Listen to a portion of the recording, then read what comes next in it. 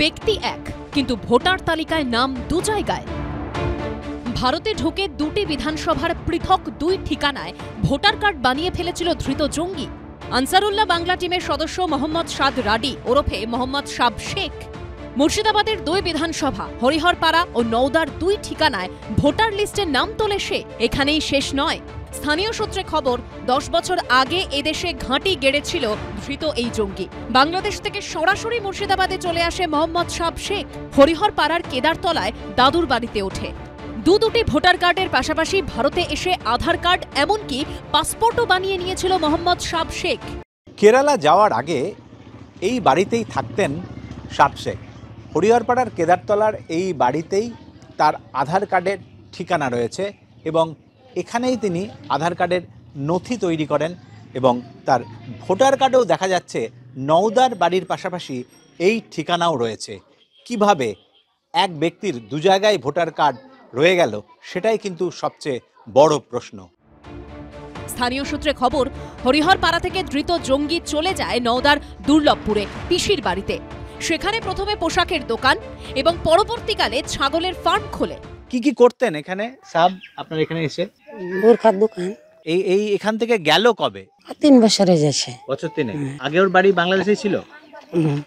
তবে কখনো কেউ ঘুণাক্ষরেও টের পায়নি বাংলাদেশ থেকে বেআইনিভাবে ভারতে ঢুকে পড়ে জাল নথি দিয়ে একের পর এক ভারতীয় পরিচয়পত্র তৈরি করে ফেলা মোহাম্মদ সাব শেখের আসল নাম হচ্ছে মোহাম্মদ সাদ রাডি। আদতে সে বাংলাদেশের বাসিন্দা এবং সেখানকার জঙ্গি গোষ্ঠী আনসারুল্লাহ বাংলা টিমের একজন সক্রিয় সদস্য। ফর্জি ডকুমেন্টস এদের তৈরি করে দিয়ে এদের অফিসিয়াল পাসপোর্ট থেকে আধার কার্ড, প্যান কার্ড সব কিছু করে দিচ্ছে। যারা করেছে এরা ধরা পড়ছে না, কেন কি এরা ও লোকাল রুলিং পলিটিক্যাল পার্টির সাথে যুক্ত। It's a catch-22 situation.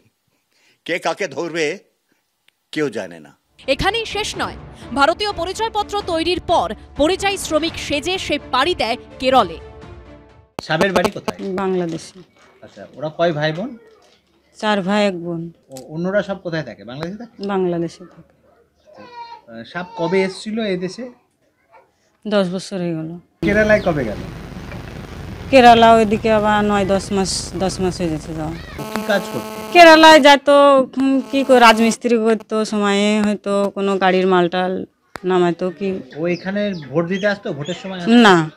এক্ষেত্রে কোনো ব্যাপারে সন্দেহ নেই যে পশ্চিমবাংলাতে শুধু ভোটার কার্ড জাল কেন, নওদাতেও আছে, হরিহরপাড়াতে আছে। আধার কার্ড, পাসপোর্ট, ভুয়ো এবং জাল, এই চক্রে যেভাবে পশ্চিমবাংলা নিজেকে জড়িয়ে ফেলেছে, পশ্চিমবাংলার সরকার তার কি সাফাই দেবেন আমি জানি না, কিন্তু এটা মানুষের জন্য বিপজ্জনক হচ্ছে। আর এই তথ্য সামনে আসার পর বিজেপির আইটি সেলের প্রধান অমিত মালব্য জাতীয় নির্বাচন কমিশনকে ট্যাগ করে এক্স হ্যান্ডেলে পোস্ট করেন। তিনি দাবি করেছেন, অভ্যন্তরীণ নিরাপত্তা ও নির্বাচনের অখণ্ডতা বজায় রাখতে পশ্চিমবঙ্গে অবিলম্বে ভোটার তালিকার ঝাড়াই বাছাই করতে হবে।